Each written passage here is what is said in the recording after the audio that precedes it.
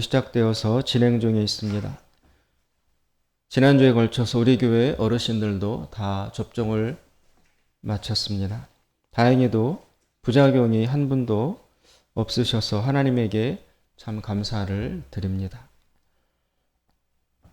코로나19라는 전대미문의 질병 앞에서 인류가 집단지성을 발휘하여 조금씩 반격을 또 대응을 해 나가고 있습니다.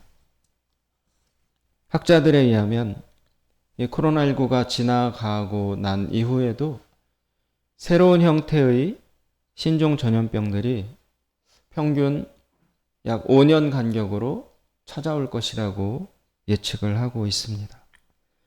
바라기는 그 과학자들의 예측이 빗나가기를 기대합니다.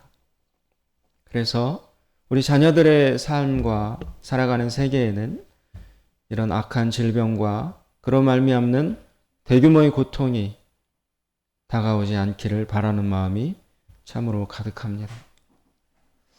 이 코로나19 백신과 관련하여 지난주 그리고 그 전주 뉴스에 이런 이야기가 흘러나왔습니다. 대구시에서 파이자 백신 3천만 명분 도입이 거의 현실화 단계에 이르렀다고 발표가 된 것입니다.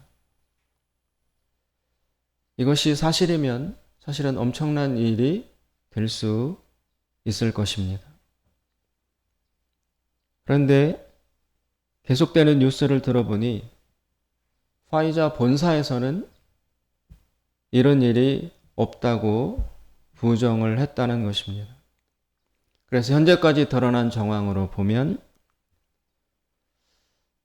대부분의 전문가들이 진단하기를 이 코로나19가 확산되면서 거짓 뉴스 또 가짜 정보 이런 것들이 의사들과 국가기관과 또 유력한 정치인들에게 그런 것을 타진하는 연락과 메일과 이런 것들이 엄청나게 많이 온대요. 획기적인 코로나 치료제가 개발되었으니 이것을 한번 구매해보라. 또 어떤 좋은 방법이 발견되었으니까 이렇게 해보라 라는 식으로 국가 정책을 담당하는 사람들, 또 주요 의료계에 있는 사람들, 또 의사들에게 이런 식의 의사를 타진하는 것들이 엄청나게 많이 찾아온다고 합니다. 그런데 대부분이 다 가짜라는 거죠. 이 혼란을 틈타서 그 어리석은 자들을 속여서 이득을 취하려는 그런 사악한 사람들의 꾀가 창궐하고 있다는 것입니다. 그래서 지금까지 이루어진 전후 상황으로 보면 아마도 대구시가 국제적 사기를 당한 것이 아닌가 라는 판단이 그 신빙성을 굳혀가는 것으로 보인다고 전문가들은 생각하고 있습니다. 아마도 이 코로나19라는 혼란 정국을 활용하여 어떤 정치적인 입지를 드러내거나 또 그것을 근거로 정부와는 별도로 중요한 공을 세워서 백신 수급과 관련하여 만족을 주지 못한다는 논리로 현 정부와 그 정치 세력들을 비판하고 압박하려는 의도가 있지 않았나라고 분석도 하고 있습니다. 만약 대구시가 국제적 사기를 당했다라면 참 어떻게 생각해야 될지 모르겠습니다. 대만의 뉴스에도 그럴 것이라고 나왔다는 거예요. 사기를 당한다는 것은 인류가 존재한 이래로 계속 이어져 오고 있습니다. 우리나라에는 대동강물을 팔아먹었다는 봉이 김선달이라는 사람에 얽힌 유명한 사기 이야기가 흘러져 내려오고 있습니다. 우리나라 조선시대 쑥종 임금 이후 우리 조선에서는 농업 생산력이 발달하고 그리고 화폐 경제가 촉진이 되었습니다. 그래서 인구 증가와 함께 농민 계층의 분화가 가속화되어서 그때 이미 농촌 인구의 도시로의 유입이 심화되기 시작을 했습니다. 그래서 이런 현상은 특히 농업 경제가 취약했던 우리나라 그 북방 지역에서 많이 발생을 했습니다. 그래서 1796년도 평안도에서는 2356명의 농민이 고향을 떠나 유랑길을 떠났는데 연말까지 그 50%에 해당되는 1083명이 고향으로 돌아오지 않았다는 통계도 나타나고 있습니다. 당시 우리나라 최북방 지역인 평안도에서는 청나라를 향한 무역이나 금광업으로 거부가 된 상인들이 많았고 이에 따라 그들을 등쳐먹는 투기꾼과 사기꾼들의 활동도 늘어났습니다.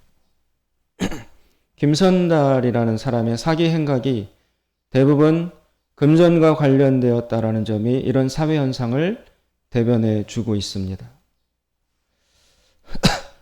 김선달은 큰 뜻을 품고 한양에 올라왔지만 변변찮은 문벌과 또 서부견을 차별하는 오래된 풍조로 인해서 경시를 당하자 권세가와 부유한 상인들을 골탕 먹임으로써 세상을 조롱하기 시작을 했습니다.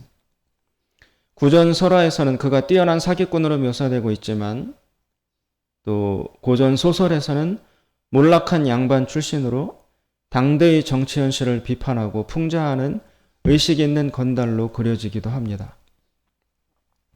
우선 김선달에게 붙어있는 별명이 봉이라는 것인데 봉이 김선달이라고 부르잖아요. 그 봉이라는 별칭이 붙은 이유가 재미있습니다. 김선달이 어느 날 장날에 시장 구경을 갔는데 닭을 파는 가게 안에 유난히 큼직하고 빛깔이 좋은 닭 한 마리를 발견하게 되었습니다. 그래서 김선달이 그 주인에게 그 닭을 가리키며 저 봉황을 어디에서 얻었느냐고 묻자 주인은 봉황이 아니라 장닭이라고 대답을 했습니다. 하지만 김선달이 어수룩한 태도로 계속 봉황 같다면서 값을 물어보자 욕심이 생긴 주인은 마침내 장닭을 봉황이라고 말하고 비싼 값에 팔았습니다. 그리고 나자 김선달은 그 장닭을 안고 관하로 그 길로 달려가서 희귀한 봉황을 구했다면서 사또에게 바쳤습니다. 그러자 사또가 이게 어디 봉황이냐 닭이라고 하면서 화를 내면서 볼기를 쳤습니다. 그러자 김선달은 자신이 닭장수에게 속았을 뿐이라고 항변을 했습니다. 그로 인해서 관아에 끌려와 사또의 추궁을 받은 닭장수는 어쩔 수 없이 김선달에게 편취한 닭값에 볼기값까지 더하여 몇십 배의 배상을 해주고 말았습니다. 그때부터 사람들은 이 사람을 봉이, 그 봉자가 봉황할 때 봉자, 봉황으로 등쳐먹은 사람이라고 해서 봉이 김선달이라고 부르기 시작했습니다. 김선달에게 있어서 가장 유명한 이야기는 바로 대동강물을 팔아먹은 우화라고 할 수 있습니다. 김선달은 어느 날 한양에서 욕심 많은 부자 상인이 온다는 정보를 입수하고 실로 기상천외한 사기극을 연출하기로 했습니다. 그는 대동강에서 물을 길어가는 평양의 물장수들에게 미리 엽전 2냥을 각각 나누어 준 다음 물을 퍼갈 때마다 한 냥을 자신에게 돌려달라고 부탁을 했습니다. 그런 다음에 한양의 부자에게 자신이 물장수에게 물세를 받는 장면을 보여주면서 그 한양 부자의 탐욕을 부채질했습니다. 그렇듯 용의 주도한 공작을 펼친 끝에 김선달은 임자 없는 대동강을 거금 3,000냥에 팔아넘겼습니다. 이튿날 부자 상인은 김선달처럼 강변에 가서 대동강 물세를 거두려다가 물장수들에게 몰매를 맞고 쫓겨나게 되었습니다. 사기당한다는 것은 아주 고대의 시대에도 있었던 일이지만 지금도 빈번하게 일어나고 있는 일입니다. 얼마 전까지는 이런 일들이 많았습니다. 아버지들이 서울에 다녀오시다가 버스 안에서 비싼 시계, 황금으로 된 번쩍번쩍하는 그런 시계를 꼭 집에 사왔어요. 집에 와서 시계를 차고 며칠 지나면 시계가 안 가요. 버스 안에서 사기를 당한 것입니다. 또 좋은 카메라라고 사오셔. 그 팔아먹은 사람이 어떻게 하냐면 이 카메라가 외국제라 엄청 좋은 건데 다 팔고 이거 마지막 남은 거. 자기가 이제 이거 마지막 남은 거라 귀찮고 해가지고 그냥 원가보다 더 안 싸게 그냥 넘기는 거니까 사시라고 해서 좋은 카메라, 외제 카메라라고 들고 사왔는데 집에 와보면 거의 장난감 같은 수준의 그런 일들. 최근에는 보이스 피싱이라고 전화와 핸드폰 통화를 통한 엄청난 금전 사기가 극성을 부리고 있습니다. 국제 사기도 여전히 자행되고 있습니다. 사기라는 범죄는 가장 고전적이면서도 디지털화된 이 시대에도 여전히 창궐하는 참 끊어질 수 없는 범죄라고 할 수 있습니다. 사기를 당하는 이유, 그것은 과연 무엇일까요? 그것은 내 안의 욕망 때문에 그렇습니다. 욕심 때문에 그렇습니다. 사기꾼들은 사기 당할 만한 사람들을 귀신같이 알아봅니다. 사기꾼들의 눈에는 사기 당하기 좋은 사람들이 보인다는 것이죠.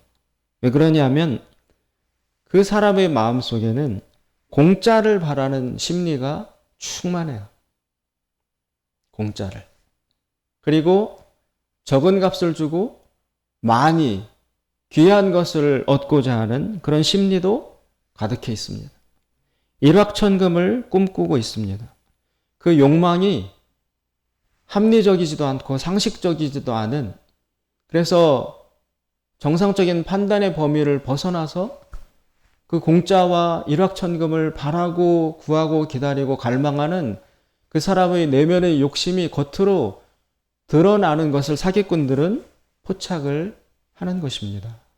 그래서 그 사람의 욕망을, 욕심을 이용하여 역으로 되치기를 함으로써 기가 막힌 사기를 벌일 수 있는 것입니다. 오늘 우리가 읽은 본문 말씀에서도 사기당하기 좋은 사람을 나열하고 있습니다. 4절에 보시면 악을 행하는 자는 괴사한 입술을 잘 듣고 거짓말을 하는 자는 악한 혀에 귀를 기울이느니라. 유유상종이라는 말이 있습니다. 서로 성격이 유사한 것들끼리 자연스럽게 끌리게 된다는 것입니다. 오늘 4절에 나온 것처럼 악을 행하는 자, 악을 행하기를 즐겨하는 사람은 괴사한 입술, 즉 사악한 입술의 말에 자연스럽게 끌린다라는 거예요. 또 거짓말하는 사람은 악한 혀가 하는 말에 쉽게 친화가 된다라는 것입니다. 서로 상호 반응하는 것입니다. 악에 치우쳐 있는 사람은 이상하게 선한 말에는 마음이 움직이지 않아요. 뭐 눈에는 뭐만 보인다고? 악과 죄와 편법과 불의 쪽에 지금 마음이 가 있는 사람은 정상적인 방법으로 성공하는 것, 또 선한 행동, 이런 말과 가르침과 논리에는 귀가 움직이지 않습니다. 자기와 비슷한 종류의 말, 등쳐먹자, 적게 심고 많이 거두자, 어디 가면 공짜로 준다더라, 이런 식의 사악하고 악한 비정상적인 방법을 제시하는 그런 정보에 이 사람들의 귀가 움직여요. 귀신같이. 제가 군대에 있을 때 경험한 것인데 여러분, 우리 고참 중에 다양한 사람들이 있잖아요. 키가 큰 사람, 키가 작은 사람, 경상도 사람, 전라도 사람, 각양 종류의 사람들이 군대 40명 중에 모여 있어요. 대학 나온 사람, 고등학교만 나온 사람, 대학원까지 나온 사람. 근데 그 중에 살이 이렇게 많이 찌고 체격이 좋은 사람이 있고 마른 사람이 있어요. 그런데 우리 고참 중에 체격이 좋고 살이 찐 사람이 있었거든요. 이 사람은 어디에 먹을 것이 있는지 귀신같이 알아요.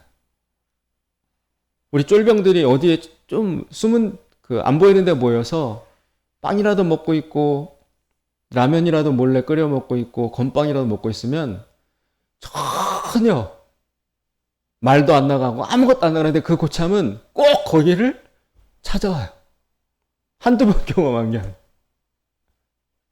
본능적인 감각이 있는지 어디에 먹을 것이 있는지 이 사람은 눈 안 보고도 다 찾아내요. 누가 조금만 먹어도 이상하게 거기에 꼭 나타나요. 무언가 끌리는 것이 본능적으로 있는 것입니다. 악을 행하는 자는 악한 말에 이끌립니다. 선을 행하는 자는 선을 행하는 말에 이끌립니다. 누구를 돕자, 누구를 불쌍히 여기자, 기부하자, 어디 가서 봉사하자. 자기도 어려우면서 그런 말에 잘 반응하는 사람이 있어요.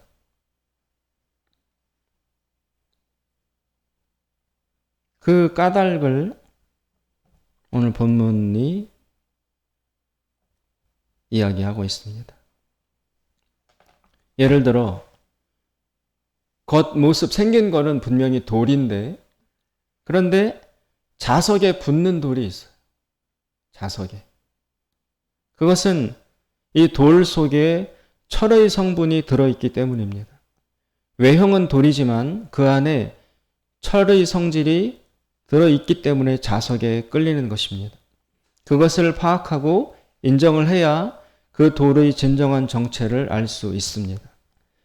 만약에 내가 악에 이끌린다면 그 이끌리는 이유를 파악해야 합니다. 그것은 내 속에 그 원인이 들어있기 때문이라는 것입니다.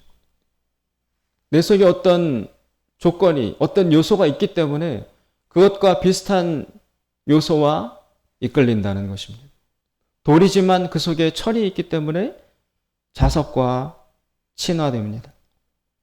그래서 내가 만약 악에 이끌린다면 내 속에 그 악과 공감할 수 있는, 반응할 수 있는 악의 요소들이 있기 때문이라는 것입니다.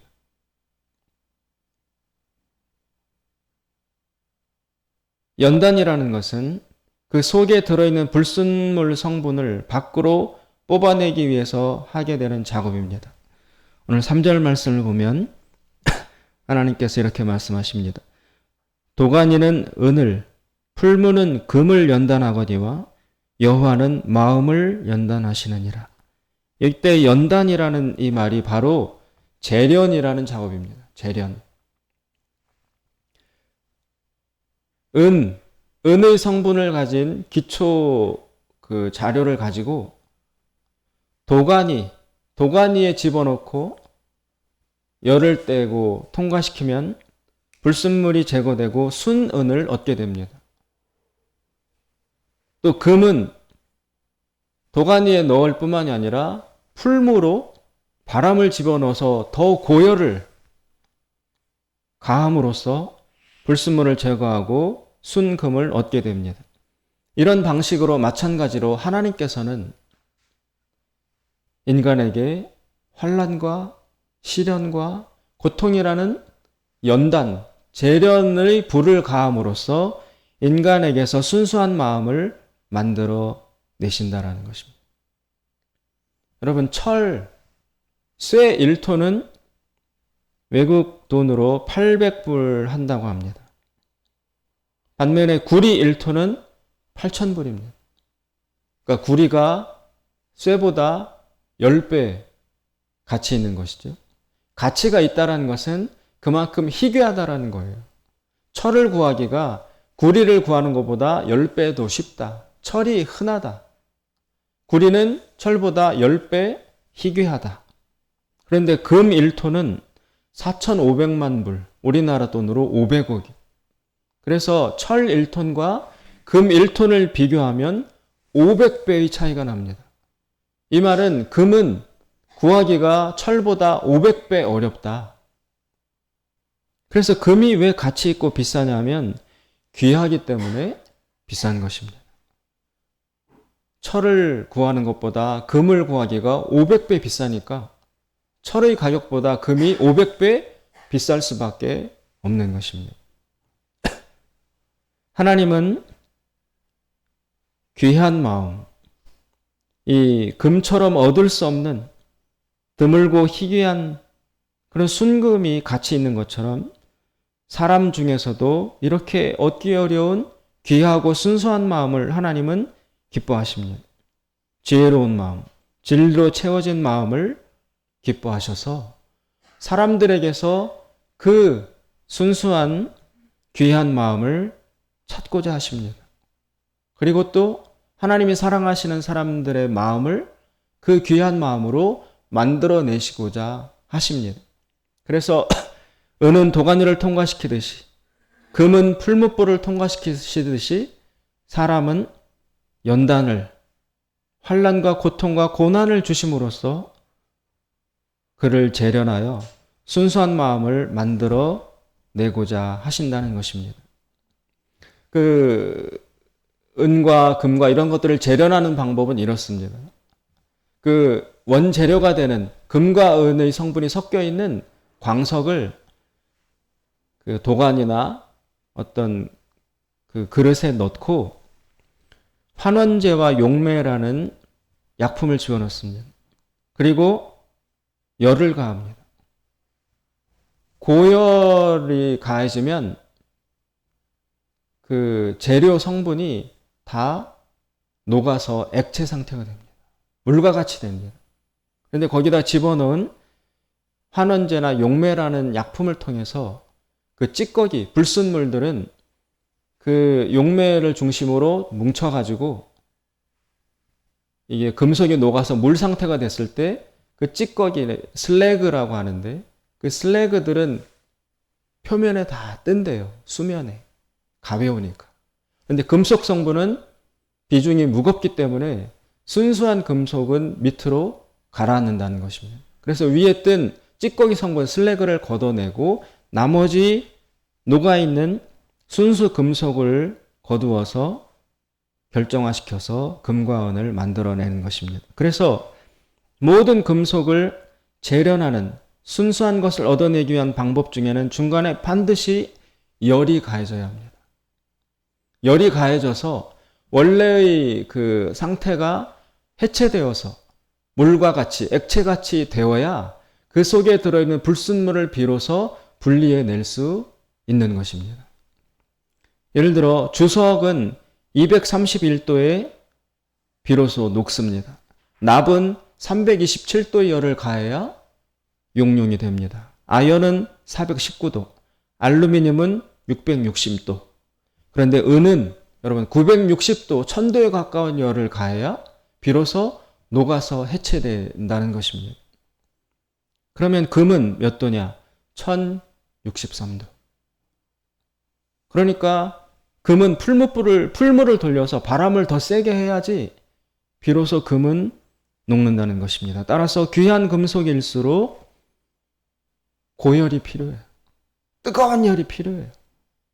별로 가치가 없는 금속은 낮은 열을 가해도 해체가 되어서 불순물 제거가 가능한데 귀한 금속일수록 잘 해체가 되지 않기 때문에 뜨거운 열, 960도, 1063도라는 고열을 가해야만 자신을 스스로 분해시켜서 비로소 거기에서 불순물을 뽑아내는 작업이 가능하게 된다는 것입니다.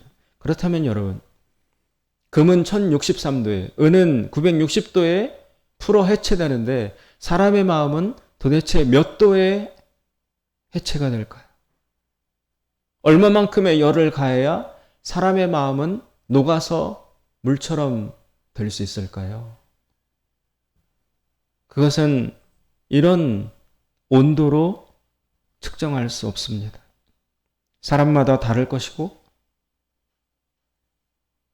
여러 가지 특수한 상황이 개입이 될 것입니다. 그래서 하나님이 하시는 연단, 이 연단이라는 것은 사람의 체질이 완전히 풀어질 정도로 극심하게 어려운 상황들을 지나는 것이라고 할 수 있습니다.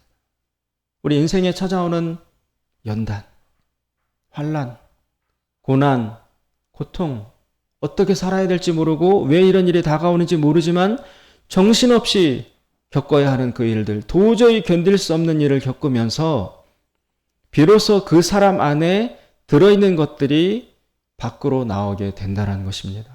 어릴 때 받았던 깊은 상처, 원망, 또 언제 들어가서 형성되었는지 모르지만 지독한 분노, 도저히 막을 수 없는 거대한 탐욕, 미움, 용서치 못하는 마음, 여러 가지 우리 인격과 영혼 속에 들어있는 우리 자신도 몰랐던 우리 무의식 속에 깊이 들어와 박혀있는 그런 불순물들. 그런 것들이 어떻게 뽑혀나가느냐. 금이 연단받는 1063도의 온도보다 훨씬 더 높은 감당할 수 없는 인생의 뜨거운 환란의 열로 녹아져야 비로소 우리들 마음속에 살아오면서 축적된 상처와 미움과 여러 가지 건전치 못하고 건강치 못한 우리 영혼의 성분들이 비로소 물과 같이 되어서 분리되어 나올 수 있는 상태가 된다는 것입니다. 연단을 겪으면 우리 인간의 자아는 해체가 됩니다. 여러분, 자아가 해체된다는 것을 여러분이 공감하실 수 있을지 모르겠어요.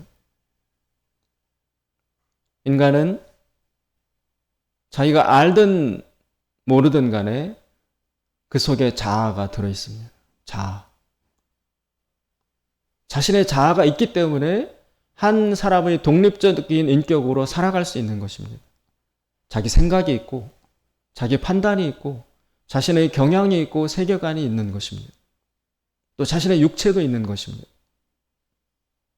이 자아는 굉장히 보이지 않지만 강하기 때문에 쉽게 해체되지 않습니다. 한 사람의 인격이 흔들린다? 그 사람의 자아가 해체된다? 이것은 어마어마한 공격과 시련과 환난을 겪어야만 비로소 그 한 사람의 자아가 해체될 수 있는 것이에요. 자아가 해체됐다.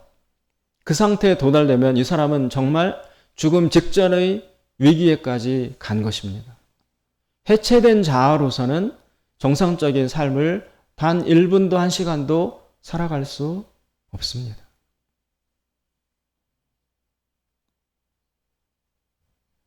제가 경험하기로 우리 인간의 자아는 강하면서도 매우 매우 연약합니다. 성경 유다서에도 나오는데 인간 속에 들어있는 영혼과 자아라는 것은 연기와 같다고 했습니다. 연기. 연기는 바람이 불면 그 모양이 해체됩니다. 불면 부는 대로 날아가야 됩니다. 인간의 자아가 강하면서도 동시에 연기처럼 허무한 것이고 연약한 것입니다. 인간은 자신의 자아를 지키려고 몸부림을 칩니다.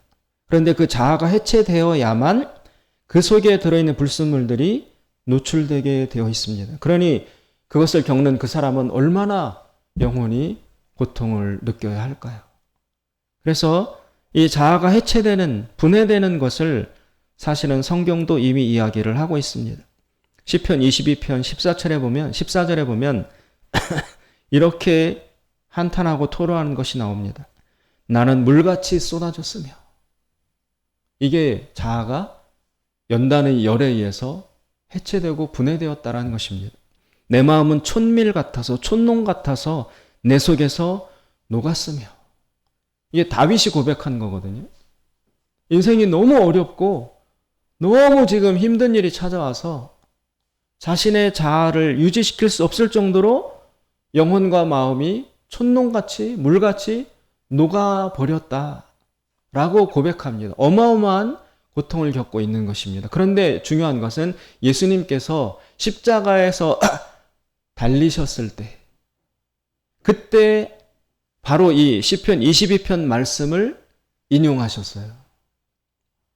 그러니까 자아가 해체된다는 것은 하나님께서 가하신 연단의 열로 인해서 그 속에 불순물이 노출될 정도의 상태가 된다는 것은 예수님이 십자가에 달리셨을 때의 그 고통과 불안과 괴로움과 비슷한 수준에 해당된다는 것입니다.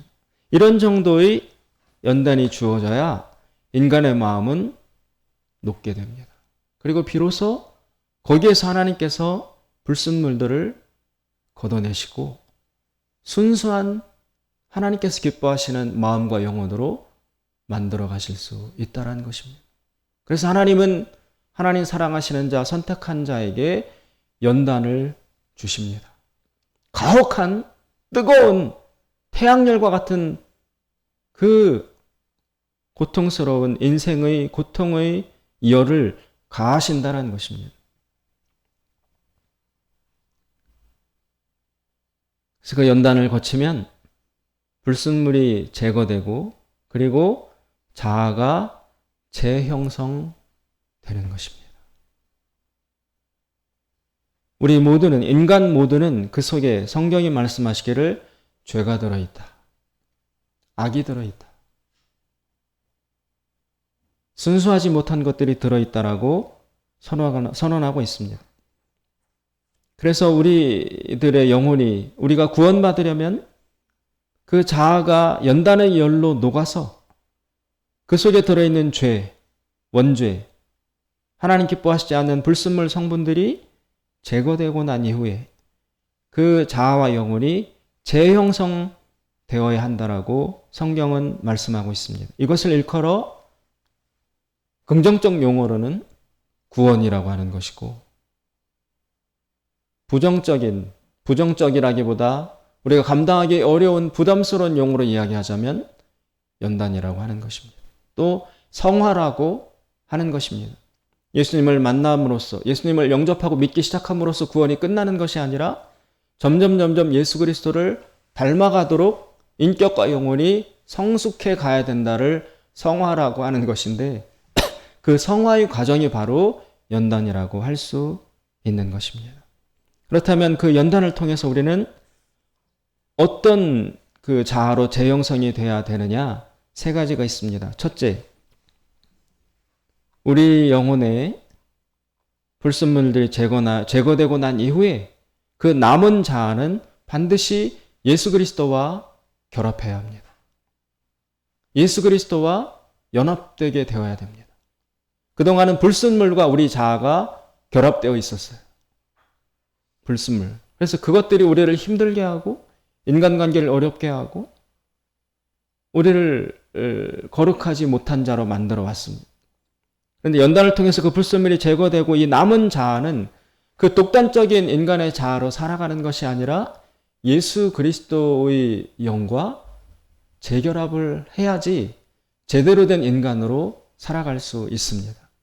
성경이 말하는, 기독교가 말하는 구원이라는 것은 여러분, 하나님과 분리되었던 인간의 영혼들, 그 원죄로 말미암아 인간의 영혼이 하나님과 분리되었어요.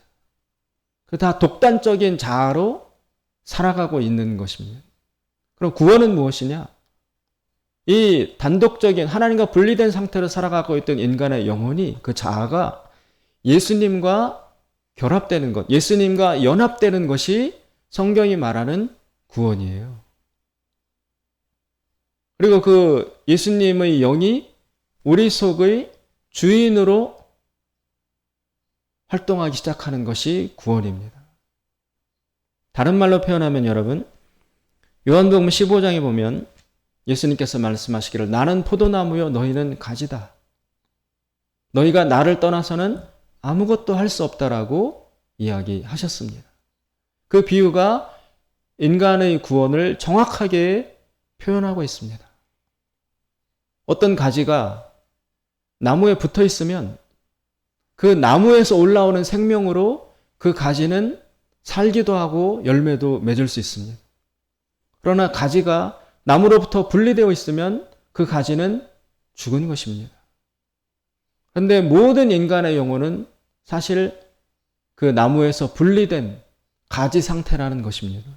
그래서 나무 대신, 포도나무 대신 예수님에게 다시 가지가 젖붙임되는 것. 그것이 구원입니다. 예수님이라는 나무에 젖붙임이 되면 그때부터는 이 나무에서 생명이 올라옵니다. 생명이 공급이 됩니다. 그래서 그 다음의 인생은 내 힘으로 사는 것이 아니고 내 자아로 사는 것이 아니라 예수님에게서 흘러나오는 생명으로 산다는 거예요. 그러므로 요한 1서에 아들이 있는 자, 예수 그리스도가 있는 자는 생명이 있고 아들이 없는 자는 생명이 없다라고 단언하는 이유가 거기에 있는 것입니다. 연단을 통해서 우리는 불순물이 제거되고 난 이후에 예수 그리스도, 포도나무 대신 예수님과 결합이 되는 것입니다. 두 번째, 연단을 통해서 우리는 어떤 것을 얻게 되냐면 천국의 소망을 얻게 됩니다. 이 세상을 우리가 살아보면 또 살아왔지만 이 세상의 우리의 삶은 영원하지 않습니다.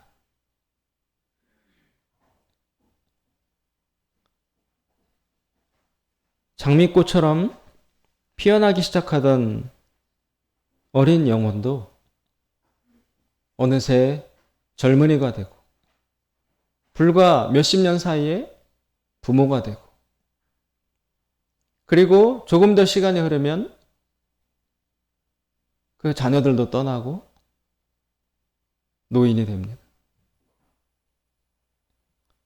우리가 정신없이 살아왔고 지금도 살고 있지만 그러나 우리 마음속에는 이 영원하지 못한 이 인생 헤어져야 하고 두고 가야 하고 우리가 당연한 것으로 느꼈던 건강과 젊음과 생명과 인생의 의지와 욕망, 기쁨 이런 것들이 영원하지 않다는 것. 시간의 흐름에 따라 이것도 끝난다는 것. 우리가 젊을 때 느꼈던 그 패기와 충만하던 인생의 열정과 기쁨. 군더더기 없이 순수하게 마냥 즐겁고 행복하고 기쁠 수 있었던 그때의 그 영혼의 상태를 시간의 흐름에 따라 점점 나로부터 거리를 띄워야 한다는 것을 느끼는 게 인간이고 인생이에요. 내가 지금 이것을 심지만 내년에는 다시 심을 수 있을까? 그 다음에는 이것을 심는 자리에 내가 있을 수 있을까? 자녀들의 얼굴을 오늘도 보지만 그런 언젠가는 이 자녀들을 두고 나는 떠나야 한다라는 것을 1분 1초도 내 의식 속에서 떨쳐낼 수 없는 것이 인생의 후반기입니다. 그렇게 찾아오는 허무와 공허와 그것을 우리는 해결할 길이 없습니다. 천하무적의 용사도 전 세계를 지배할 수 있는 왕권도 몇 세기 만에 나올까 말까라고 칭찬받는 천재의 지혜도 그 어떤 것으로도 또 달에도 가고 화성에까지 보내는 이 첨단 과학기술로도 이 땅에서의 우리의 삶을 영원한 것으로 만들어주지 못한다는 근원적인 사실 앞에 인간은 서 있는 것입니다. 다만 어릴 때는, 젊을 때는 그것을 의식하지 못했을 뿐이죠. 그때는 한참 자라가고 있기 때문에, 한참 전진해 나가고 있기 때문에, 한참 올라가고 있기 때문에 이것이 언젠가는 끝이 난다. 정점에 도달한다. 그리고는 하강한다. 낙엽이 지듯이 우리도 늙는다. 그리고 떠난다. 하고 싶지만 못할 때가 온다는 것을 아직 어리고 젊기 때문에 의식을 못하고 있을 따름이지, 그 누구도 어떤 인간도 그 과정을 피해갈 수는 없다라는 인간 인생의 기본적인 사실 앞에 우리는 살아갈 수밖에 없습니다. 그런데 연단을 통해서, 하나님이 주신 가혹한 시련을 통해서 우리들의 마음속에서 그 순진했던 소망과 기대와 바람, 이런 것들이 제거되고 난 이후에, 그러면 인간의 삶의 의미란 도대체 무엇인가? 이렇게 덧없이 끝나는 것이 인생이라면 인간의 영혼은 차라리 태어나지 않는 것이 더 낫지 않는가? 라는 이런 의문을 견디다가 비로소 이 하나님이 주신 연단을 통해서 무엇을 발견해내냐 하면, 하나님께서 준비하신 영원한 생명, 영원한 삶, 성경이 영생이라고 표현하는 하나님이 준비하신 인간 영혼의 영원한 상태를 비로소 붙잡게 되는 것입니다. 편안하면, 살만하면, 너무 행복하면, 지금이 너무 좋은데 미래에 대해서, 소망에 대해서 생각할 이유가 없겠죠. 지금 형통한 사람, 지금 건강하고 충만하게 기쁜 사람에게 천국과 미래와 인생의 끝과 영생에 대해서 이야기한들 전혀 공감할 수 없습니다. 그러나 그것들을 거친 후에 허무와 공허와 그런 것들을 직면해서 길을 찾지 못하고 있는 영혼들에게는 비로소 이 연단의 불을 지나고 난 이후에 하나님이 예비하신 영원한 삶이 있다는 것이 얼마만한 우리에게 소망이 되는지, 그것이 없다면 하루라도 살 수 없을 정도로 인생의 근본적인 결정적 요소가 된다는 것인지를 비로소 이 연단을 통해서 발견하고 붙들게 된다는 것입니다. 기독교 신앙의 완성은 영생에 대한 소망입니다.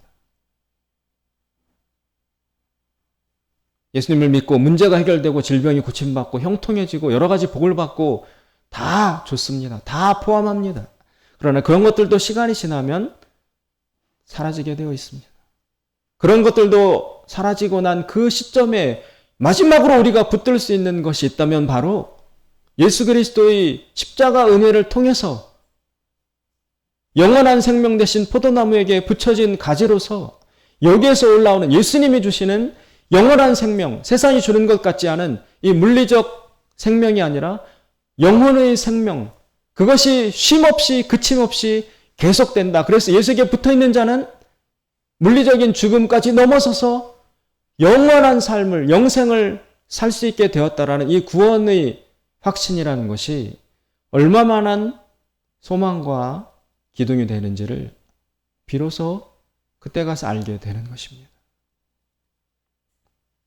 예수에게 붙어졌다, 재결합되었다, 그리고 천국의 소망을 가지고 이 삶을 살아간다. 로마서 5장에 보면 이런 말이 나옵니다. 환난은 인내를 낳고, 인내는 연단을 낳고, 연단은 소망을 낳는다. 연단의 결국이 소망이라는 거예요. 소망.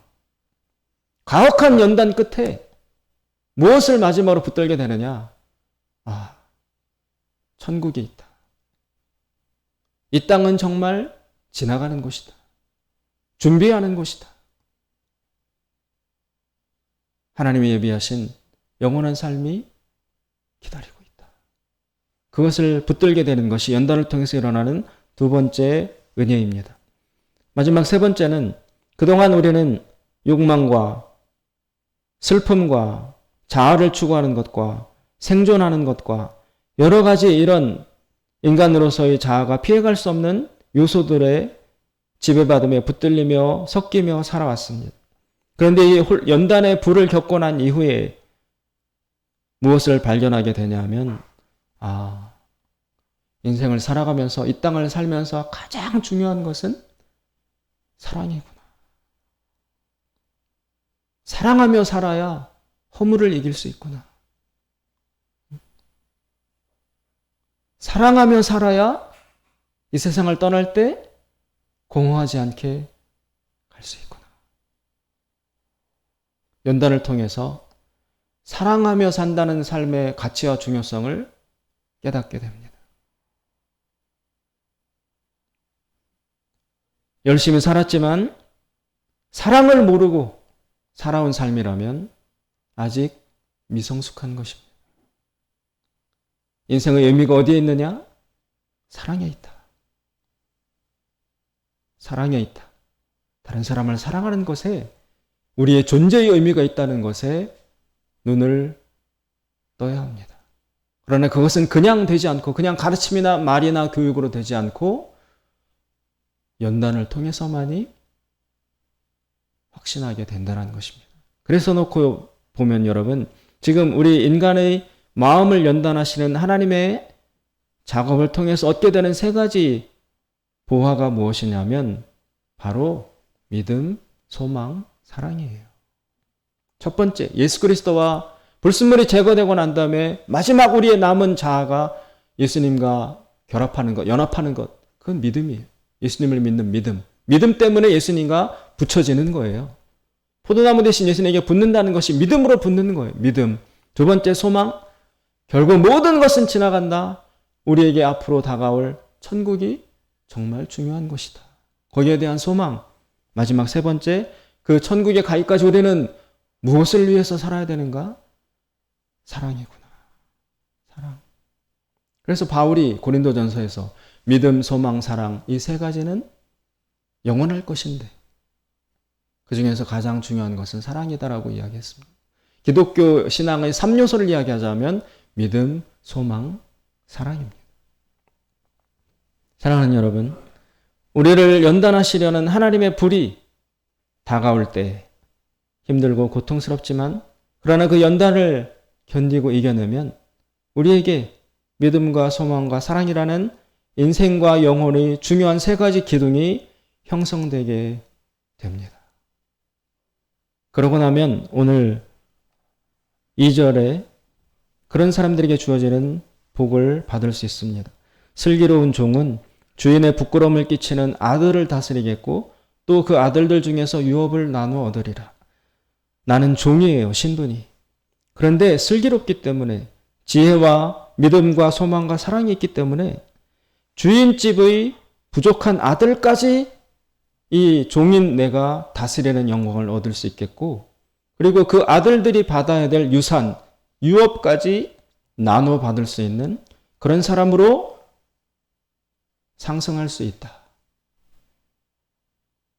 여기서 말하는 슬기, 지혜, 그것이 바로 믿음과 소망과 사랑입니다. 그 세 가지는 하나님이 주시는 연단을 통해서 얻을 수 있습니다. 그래서 신약 성경, 구약 성경 모두가 다 환난 당할 때 기뻐하라. 너희를 시련하러 오는 불시험을 이상한 것으로 여기지 말고 기뻐하라. 라고 고난과 연단의 가치에 대해서 찬미하고 있습니다. 사랑하는 여러분, 지금까지도 많은 연단을 지내오셨을 줄로 믿습니다. 또 지금도 연단을 지나가고 있을 수도 있습니다. 바라기는 지금의 연단이 우리 인생의 마지막 연단이기를 하나님께 간절히 기도하면서 이 연단을 통해서 우리 영혼에 이 믿음과 소망과 사랑이라는 중요한 보화들이 가득가득 부어지시는 큰 은혜를 받는 여러분 되시기를 주님의 이름으로 축원드립니다. 기도하겠습니다. 자비로우신 하나님 아버지, 너무 어려운 시련이 닥쳐올 때 정말 내 영혼이, 내 자아가 물과 같이 녹아서 해체되는 경험까지 할 수밖에 없었습니다. 그러나 이 연단은 우리를 망하게 하려는 것이 아니에요. 우리를 녹여서 거기에 들어있는 옳지 못한 불순물들을 제거하고 하나님 나라에 대한 소망과 생명 대신 예수님에게 붙어있는 것과 그리고 그 모든 주신 은혜와 생명을 다하여 다른 영혼들을 함께 사랑하는 그 아름다운 일로 우리 인생이 채워지도록 하기 위한 것임을 우리로 깊이 깨닫게 하여 주시옵소서. 예수님의 이름으로 기도드리옵나이다. 아멘.